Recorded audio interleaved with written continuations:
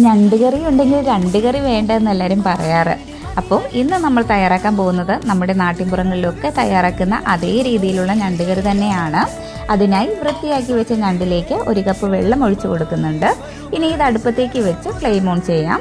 ഇതിലേക്ക് 3 പച്ചമുളക് അരിഞ്ഞതും കുറച്ച് കറിവേപ്പിലയും 100 ഗ്രാം ഉള്ളി അരിഞ്ഞതും ചേർത്ത് കൊടുക്കാം. പിന്നെ ഇത് നന്നായി ഇളക്കിയതിന് ശേഷം 1 സ്പൂൺ മഞ്ഞൾപ്പൊടി, 1 സ്പൂൺ കുരുമുളക് പൊടി, ഗരം മസാലപ്പൊടി 1 സ്പൂൺ, ആവശ്യത്തിന് ഉപ്പും ചേർത്തിട്ട് നന്നായിട്ടൊന്ന് ഇളക്കി മൂടി വെച്ച് നമുക്ക് വേവിക്കാം.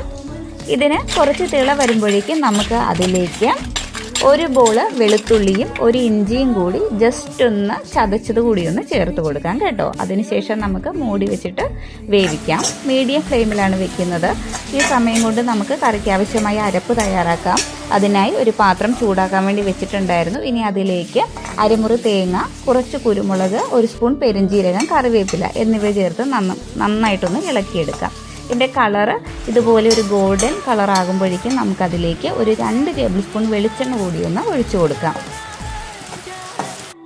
ഇനി ഇതിലേക്ക് നമുക്ക് പൊടികൾ ചേർത്ത് കൊടുക്കാം. അതിനായിട്ട് 1.5 ടേബിൾ സ്പൂൺ മുളക് പൊടി, 2 ടേബിൾ സ്പൂൺ മല്ലിപ്പൊടി, 1/4 ടീസ്പൂൺ മഞ്ഞൾപ്പൊടി എന്നിവ ചേർത്തിട്ട് നന്നായിട്ടൊന്ന് ഇളക്കാം. ഫ്ലെയിം ഞാനിപ്പോൾ ഓഫ് ചെയ്ത് കേട്ടോ. ഇനി ഇത് നമുക്ക് തണുത്തതിന് ശേഷം അരച്ചെടുക്കാം.